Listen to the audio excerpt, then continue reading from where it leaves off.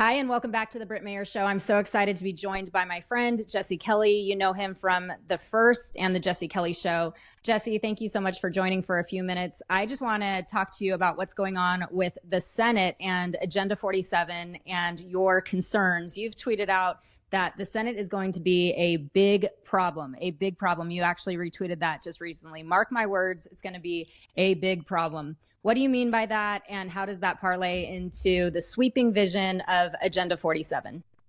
Well, the problem is that you and I have had this conversation many times about the system, this evil, corrupt system of government we have now. And it extends to the private sector too, but we have this evil system.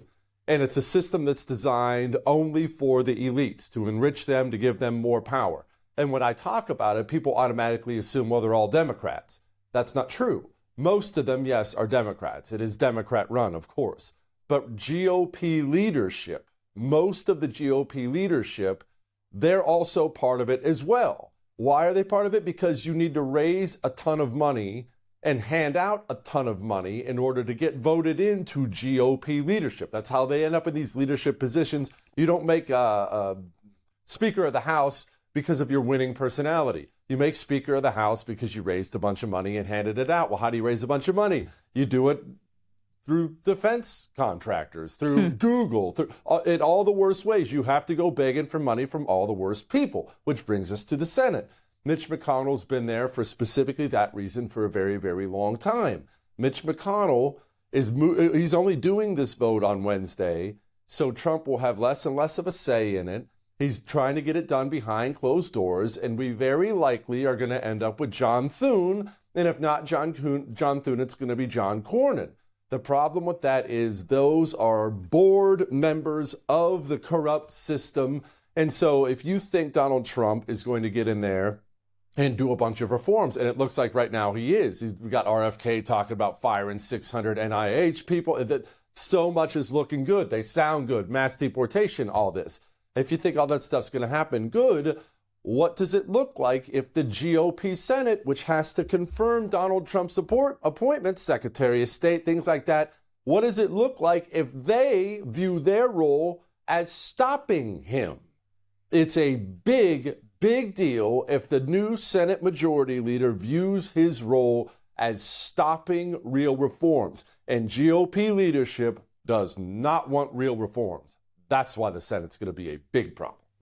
So it's almost like it's a lag, right? We have the sweeping vision, we have the mandate sent from the American people, and now what you're articulating is there's a lag with those establishment picks who are currently sitting and are now, you have two top contenders vying for that seat that could create a significant roadblock for progress. Yeah, it can, and this is the problem, Britt, and I know you already know this. It just takes time. It takes years. Frankly, it takes decades to completely remake a party. We had a great win on Tuesday. I'm not trying to be a Debbie Downer. I'm thrilled. I haven't got the smile off my face. I'm happy. You're happy. Everyone's happy. It was a great day. It was a great day.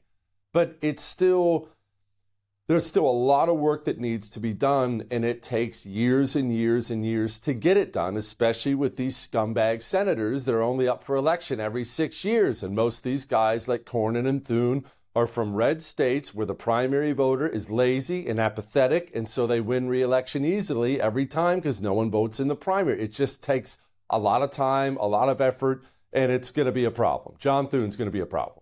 Yeah, that is a problem. Okay, let's switch real quick into Agenda 47. Best case scenario, Rick Scott, we get him in by some act of God. I mean, getting Trump in was an act of God. So if that happens and we can push forward with Agenda 47, just paint the best case scenario for America over the next 4 years, given that agenda that's been set in motion by Trump and the mandate sent by the American people.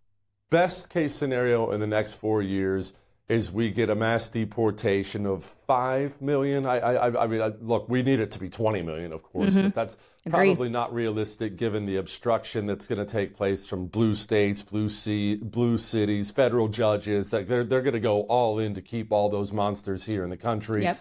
Deportation of 5 million people, the mass firing of government employees, which is something that has to happen. I'm not sure what I want to say yet, Britt, about CIA, FBI, because I don't know who's going to be running those things, but that really That really will be, honestly, the most important thing. It's as important as mass deportation. We cannot survive as a free country with the secret state police agency that only works on behalf of one political party. That you can't survive as a free country that way. So unless the FBI is massively reformed, I prefer completely eliminated, but massively reformed, then we're going to get right back here as soon as the next Democrat takes office. But Trump sounds committed, and I think we might just see those reforms. I am hopeful. And you know me, I'm a natural cynic. I'm not normally hopeful, but I am hopeful. Well, I'm hopeful too. I think that there's good progress being made. And obviously, with the Senate issue, if we can put that at bay and we can get Rick Scott in, and then you have JD Vance overseeing things there, then I think we are entering the golden era, the comeback of America. So I'm excited for it. Obviously, still work to be done. We'll have you back again. Thank you so much for taking a few minutes, Jesse. Always appreciate seeing you. And I liked that we got to switch seats for this one. Yeah, I enjoyed it too. I'll come back anytime. Thanks for having me, Britt.